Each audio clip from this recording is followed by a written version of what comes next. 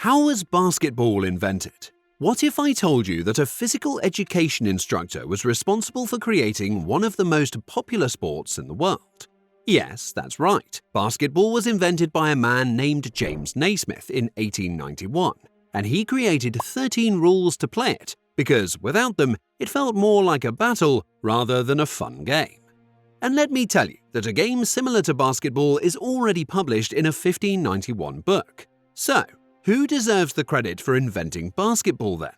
A similar game to basketball appeared in a book titled Wahrhaftige Abkonterfeitung der Wilden, published in Frankfurt am Main. This book talks about the lifestyle and customs of people living along the coast of North America. In the book, a skillful game is described where players had to throw balls at a target. This target was made from twigs and placed high up on a pole in the middle of a big playing field. If a player successfully hit the target, they would earn a small reward. This ancient game shares some key similarities with modern basketball, showing how the idea of aiming and shooting balls was present long before basketball was officially invented. Fast forward to the late 19th century, winter hadn't even officially started, but the boys were already restless. A big snowstorm had just hit Springfield, Massachusetts, piling up snow everywhere and keeping everyone inside. At the International YMCA training school, students were feeling stuck and bored, like they had cabin fever. They were running around the halls and being noisy. They even tried playing a different version of football in the gym, but it didn't help them burn off their energy. With the boys being so full of energy and needing something to do, it was the perfect time for something new and exciting to be invented. At that time, a young teacher named James Naismith accepted a challenge that would change sports history. As a physical education instructor, Naismith wanted to invent a game that would get students moving, even during the cold winter months. He was 30 years old and originally from Canada. To create this new sport, he used his knowledge of different games like rugby and lacrosse, along with a childhood game called Duck on a Rock, which involved running and throwing. On December 21st, 1891, Naismith prepared the gym for something exciting. He moved all the gym equipment aside and grabbed a soccer ball.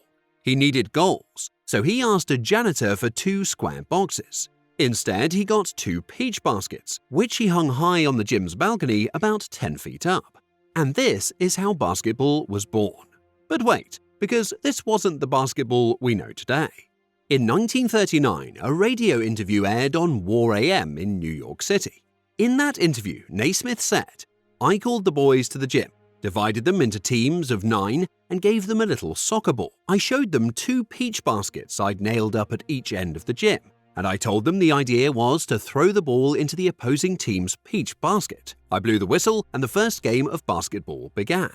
But things turned out to be a little chaotic. At that time, Naismith's only rule for the boys was to get the soccer ball into the bottom of the peach basket. When the ball went into a basket, students needed to go up on the balcony to get it out.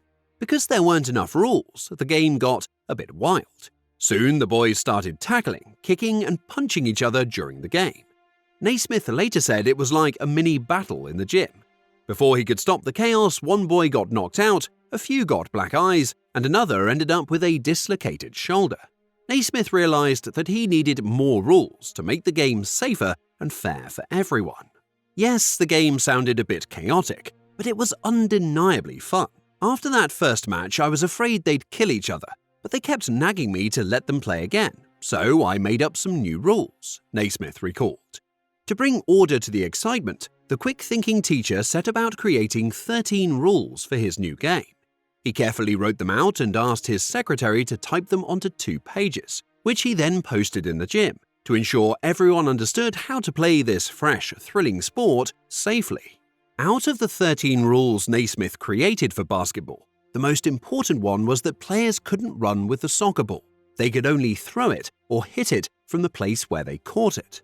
This rule helped stop the rough play like tackling and hitting, making the game safer and more organized. With these new rules in place, basketball became a fine, clean sport with no injuries.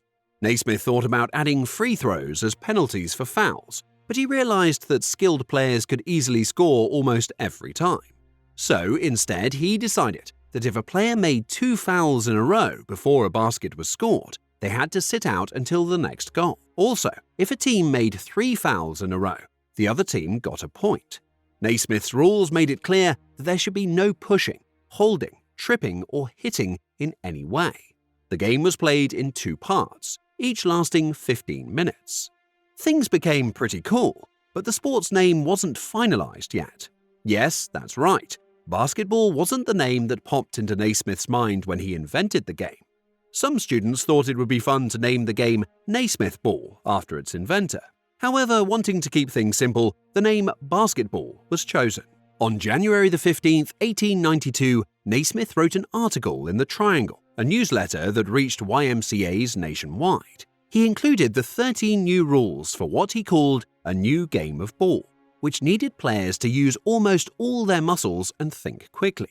The game quickly caught on at other YMCAs and soon made its way to college campuses, spreading faster than any other sport in history. And basketball wasn't just for boys either.